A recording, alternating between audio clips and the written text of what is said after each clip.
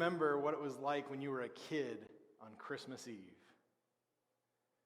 You're so excited, you feel you're going to burst. There's no chance you're ever going to possibly sleep. You can't wait until morning happens. Maybe you're trying to stay up as late as you can, hoping to hear the sounds of reindeer on the roof. Maybe you're hoping to hear the sounds of bells jingling and a deep, burly ho, ho, ho. Maybe, just maybe, you're holding out the very last hope that you might see a bright red coat and a white beard.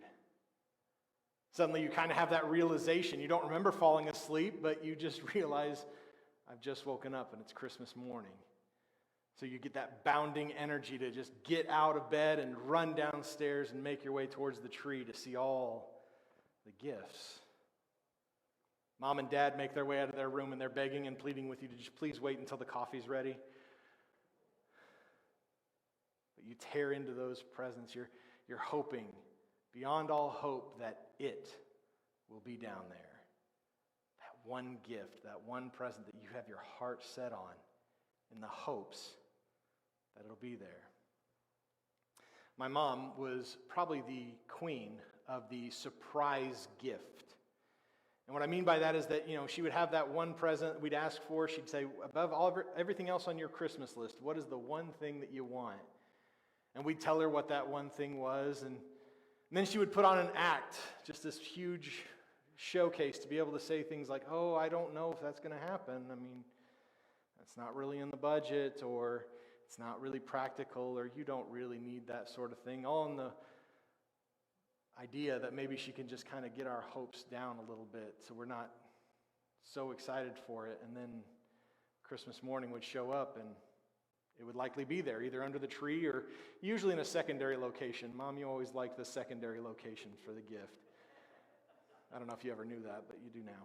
So I remember the Christmas of 1992, my brother Blake, all the kid wanted for Christmas that year. He wanted one thing and one thing only, a puppy. He was 3 going on 4, and just the idea of having a dog was the most exciting thing in the world to him. He told Mom all the time. Mom was trying to be extra convincing that war, truly an award-winning performance, if I ever saw one, of trying to get my brother's hopes to just come down a little bit, telling him, well, we just don't have the time or the energy for a dog. We don't have the money for all the shots and the food and all the other things that come with that dog. But my brother was dead set. There was going to be a dog on Christmas Day. He would have himself his first puppy. I'm not really sure that he was too particular about where the dog came from either. He was happy to get it from anywhere he could. Anytime we saw a dog out and about, Blake was happy to stop and pet it and make a new friend. He just wanted to have that dog. He told everybody around him that that's what he wanted. He told Mom he wanted a dog. He told both grandmas he wanted a dog. He told 2 Santa Clauses he wanted a dog. When a random person would just ask him, what do you want for Christmas? A dog. That was all the kid could say. I don't know if you know this, but the Bogue family, we have what we call the Bogue stubborn gene.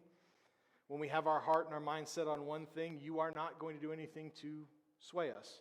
My brother has it worse than anybody. He's not here, so I can say that. Although he might be watching online. Hi, Blake.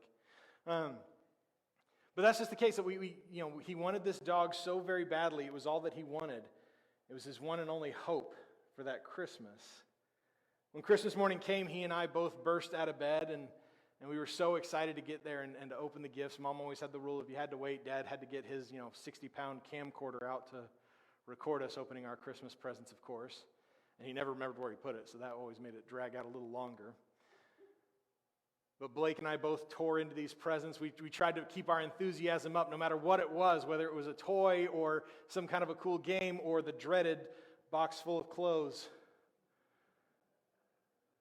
And when we had kind of finished and all the dust had settled and the wrapping paper had scattered itself, Blake began to make the realization there was no dog under the tree. And that's when Mom did it. A thing that I would come to see her do almost every Christmas until I moved out of the house. Well, there should be one more. I think I left it in the back room. And so we all made our way to the back room to see this huge cubed-shaped thing with a blanket over top of it. And she told Blake, go ahead and pull the blanket off. And when he did, there sitting ever so quietly was a tiny little puppy who Blake decided to name Chance. It was amazing. As an adult now, I realize, and having had a couple of puppies myself since then, it's amazing to me that at no point in time in that morning did that dog make a sound to give away his presence. It was almost like it was just ordained to fulfill my brother's biggest hope for that Christmas season. And Blake not only got to see his hope fulfilled, he got to hold it and pet it and spent the next almost 18 years loving that dog. His hope had been made sight.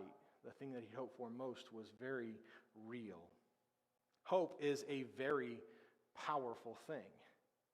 It's something that each one of us has, not just at Christmas time, but really all throughout our lives. It's something that we have every single day. We have the hope that today is going to be a good day.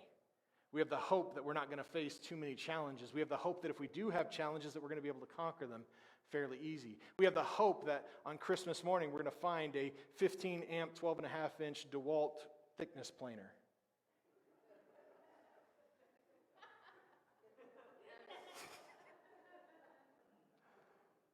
We all have these hopes about our day, just that things will go the way that we want them to. But sometimes our hope is bigger than that. We hope that we'll get a positive result on the test. We hope that maybe the doctors will be able to find out why she's been so sick. We have hope that maybe they'll forgive us. We carry hope with us all around it, even when things look at their darkest, even when things look like nothing ever good is going to happen.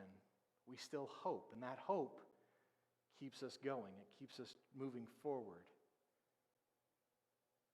But if you really stop to think about it for just a second, hope is kind of an odd thing, isn't it? We have this belief that this thing that we have no evidence of it ever going to take place or no signs that it's ever going to happen the way that we are wanting it to happen, we still think it's going to. We still hope that it'll happen exactly the way that we choose to. There's no ration, there's no logic behind why we hope for some things. We just believe it to be so. Sometimes hope doesn't make any sense. And yet when those things happen the way that we want them to, when the thing that we hope for takes place just the way that we hoped for, man, it's so fulfilling, it's so rewarding. We feel enthusiasm, we feel an excitement build up within us to drive us even forward, to make us hope for even more. But when those hopes don't come to pass, it can be absolutely devastating. It can cause us to lose hope in other things and in other places in our lives. Hope is the very foundation of our faith. We have a faith where we believe in a Jesus that had died and yet was resurrected, who left earth and yet will come again. If we really stop to think about it, we have very little evidence to support what we have, and yet we still hope nonetheless. This hope doesn't make sense to so many in our world. They don't understand it. They don't get it. They can't figure out why we would continue to hope in this sort of thing. And yet hope persists. It is the very foundation of our faith. Without hope, our faith is kind of meaningless, is it not? That hope that we carry within us, it is the catalyst, or at the very least it should be the catalyst behind so many different things that we do. Hope is the reason why we go and love a world that doesn't love us back. Hope is the reason why we go and serve people who can't in any way, shape, or form ever repay us. Hope is what drives us as the followers of Jesus. And hope is, I believe, the motivation behind the people in our text today. We're going to be in Matthew chapter 2. It's likely a part of the Christmas story. If I'm being honest with you, we're kind of telling this part of the Christmas narrative a little out of order, but I think it's going to be okay. It's a text that you are probably familiar with in Matthew chapter 2, verses 1 through 12. Go ahead and turn there. Open up your Bible app to it if you want to. This is the narrative that's part of your Christmas decoration that you're never quite sure exactly how it works and fits. Today we're going to be talking about the wise men. Before we dive too deeply in this takes place again after Jesus was born, so given where we're at in the Advent series, maybe it seems a little out of order. I mean, Jesus has already been born, and yet Christmas hasn't happened yet for us, so it's okay. We can tell a little bit out of order today, but again, Matthew doesn't really give us a lot of details about these particular guys, including, and I realized this week, Matthew at no point in time actually says that there are three. There could be three. There could be 300. We don't know. Matthew doesn't say. We assume three because they bring three gifts. Isn't that fun? It's going to make you go home and look at your nativity scene and go, this may be wrong. Because, that's what I did. Really, the only facts that we were only given a handful of facts about these guys, and they come from verses 1 and 2 of this text. So let's read together. It says, after Jesus was born in Bethlehem of Judea, in the days of King Herod, wise men from the east arrived in Jerusalem, saying, where is he who has been born King of the Jews? For we saw his star at its rising, and we have come to worship him. Now, there's a couple of things that we can infer about these guys from these two verses. We know that these guys apparently have a reputation for being wise. That's the only real characteristic that Matthew gives us about these guys, even as the text continues on. We maybe get a little bit more of their personality, but as far as their actual personality traits, the only thing we know, they're known for their wisdom. Now, typically in Scripture, when we talk about the idea of wisdom, what we are referring to is that these are very well-educated men. This is a time period where not many people in the world are all that highly educated. And yet these guys have spent a lifetime of being educated to the point that they're considered wise. They know a lot about their stuff. These are guys who know things that other people don't. They've been able to dedicate time and energy and resources to studying so that they can learn more about the world, learn more about the human condition, learn more, period.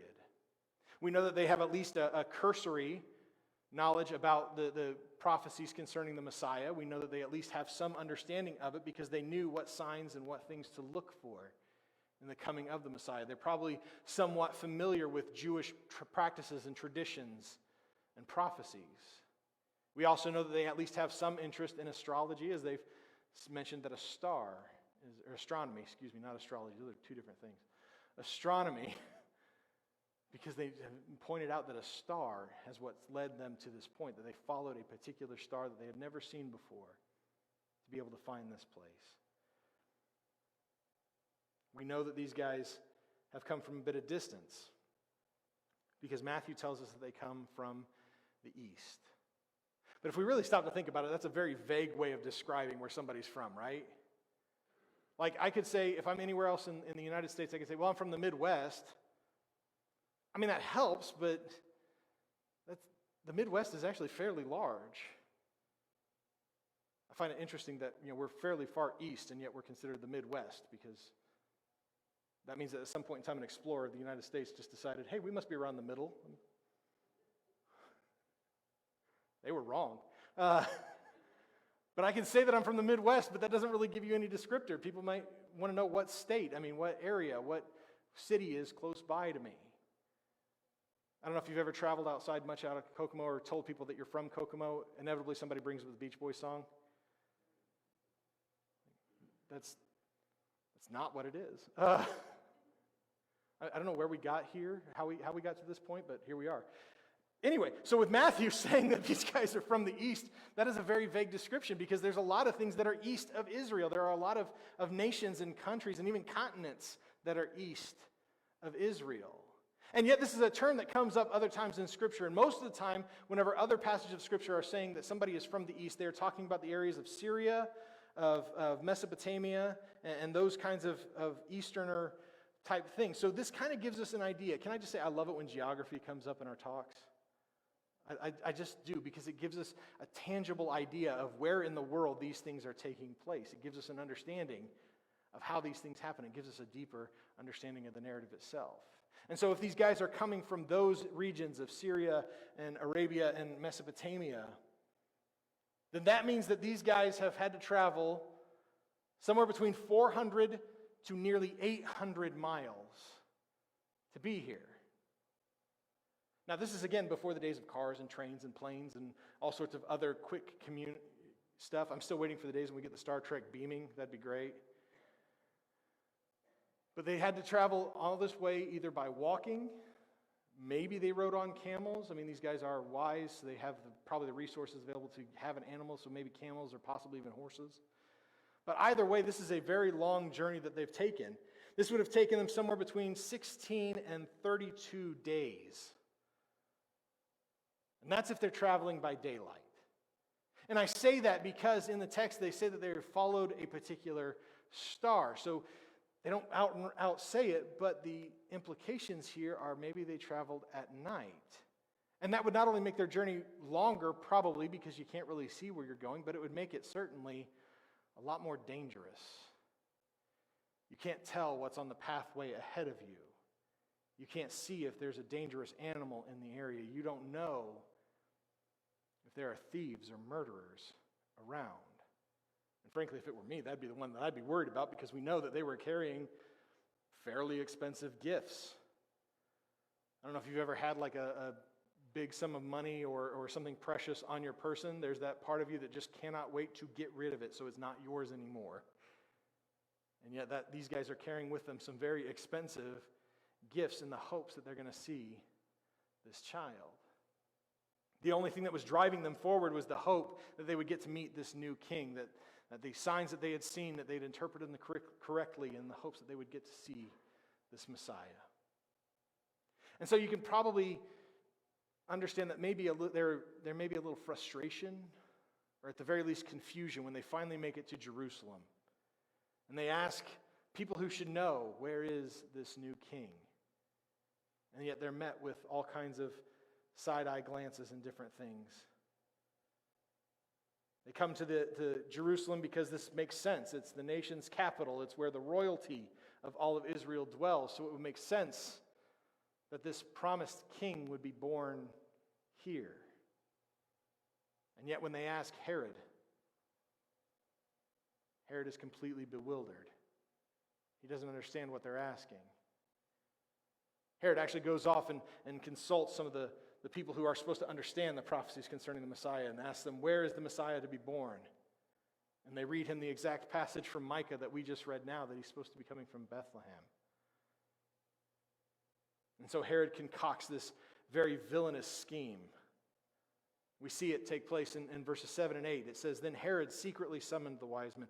Anytime that the scripture says the word secretly, you know nothing good is coming from this.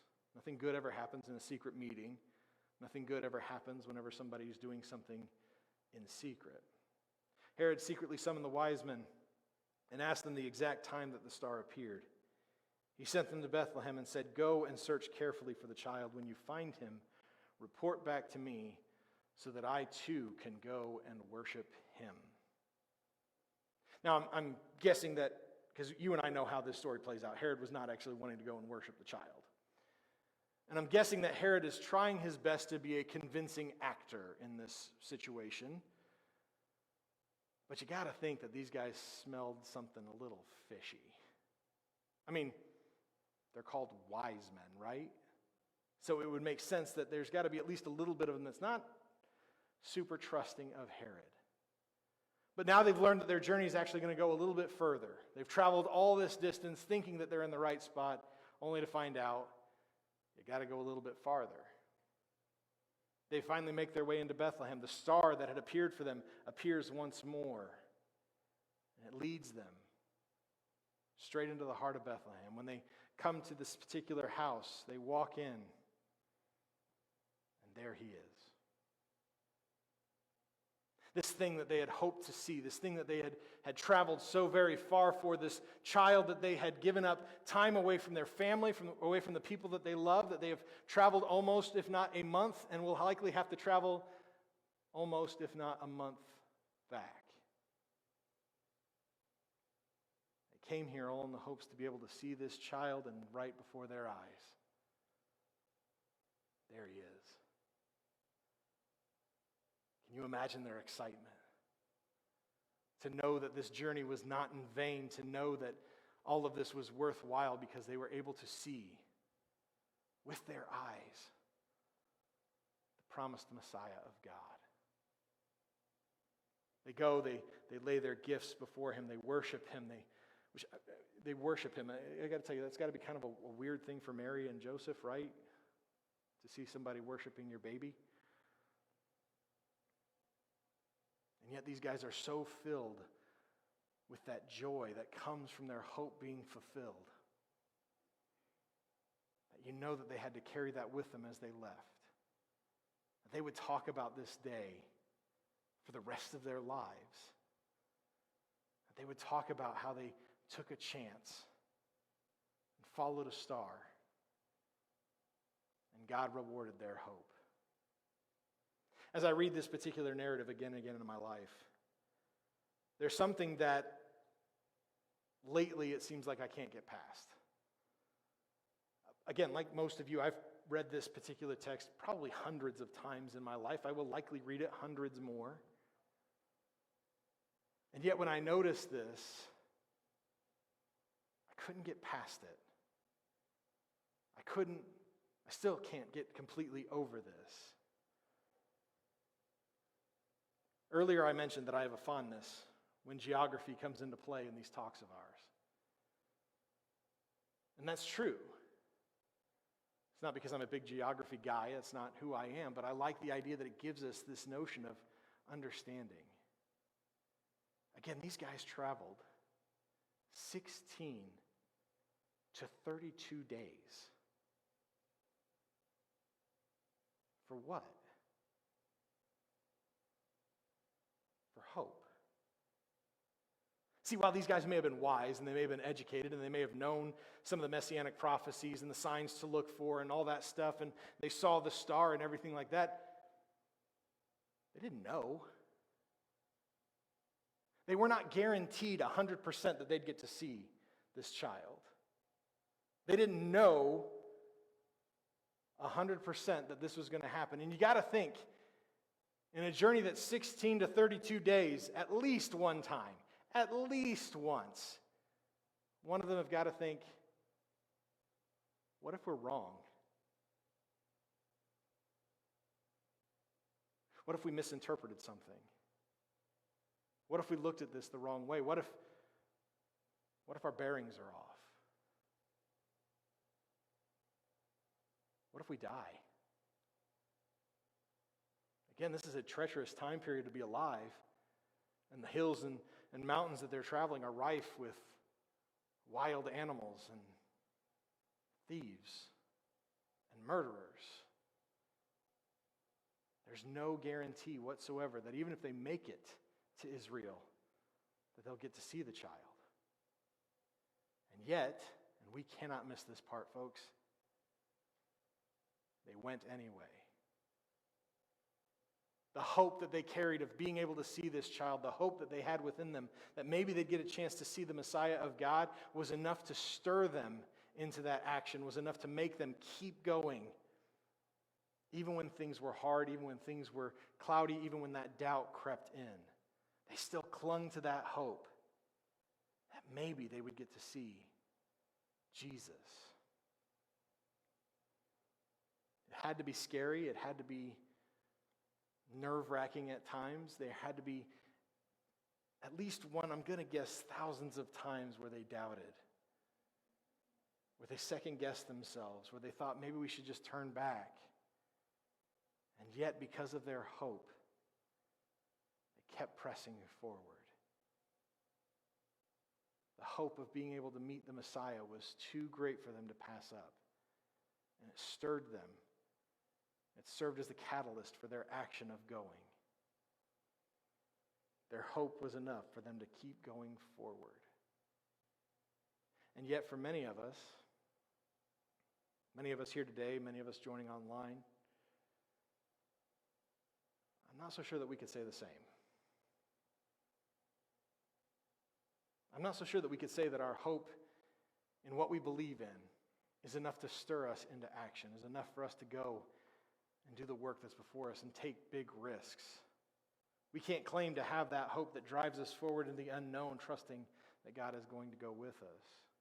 We can't claim to have a hope that stirs us into action.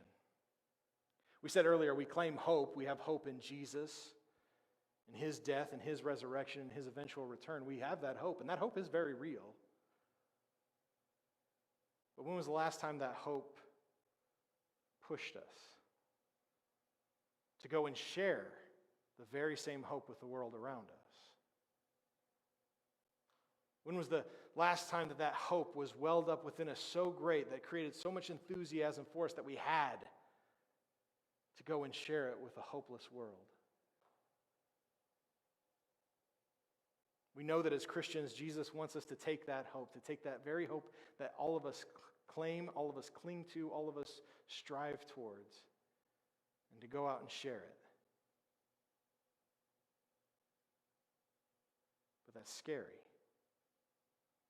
because we don't know what's going to happen, because we don't know how they're going to respond, because we don't know how they're going to treat us. So instead, we just hold on to our hope and stay in our seat. And I got to ask, what good is hope if hope is not shared? What good is a hope that does not stir us into action?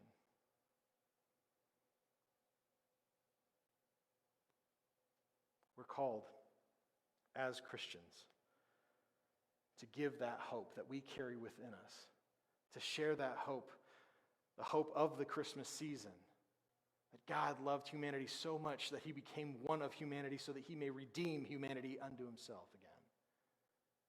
We're called to take that hope with us and share it with a world that's just dying for something to hope in.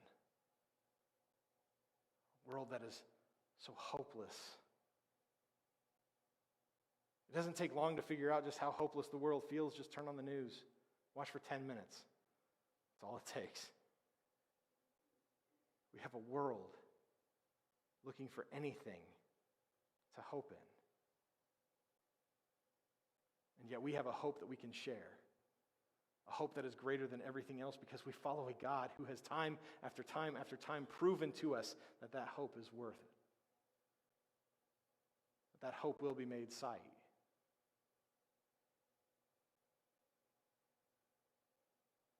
We're called to share that hope with everyone around us, from the people that we work with, to our family members, to the kid who's bagging our groceries at the grocery store.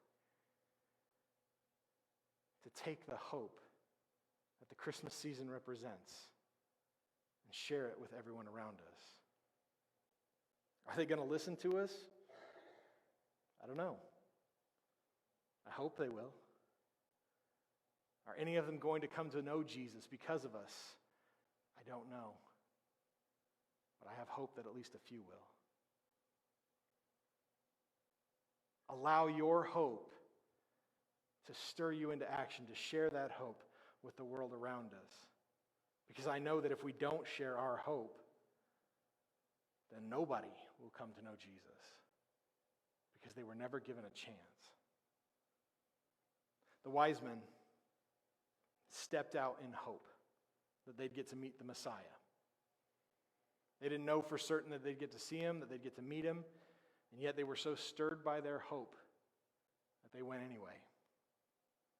As the followers of Jesus, we have that very same hope, that one day we will get to meet the Messiah face to face. It's the foundational element of our faith. It's everything else that we have about our faith is built on that one hope. But Jesus also called us to share that hope, to take that hope to the ends of the earth, use it to make a difference for all mankind. Today, we light the candle of hope. And we light this candle to serve as a reminder of the hope that the Christmas season brings with us, the hope that God would come and restore humanity unto himself. But it should also serve as the reminder of our need to share in that hope with the world around us.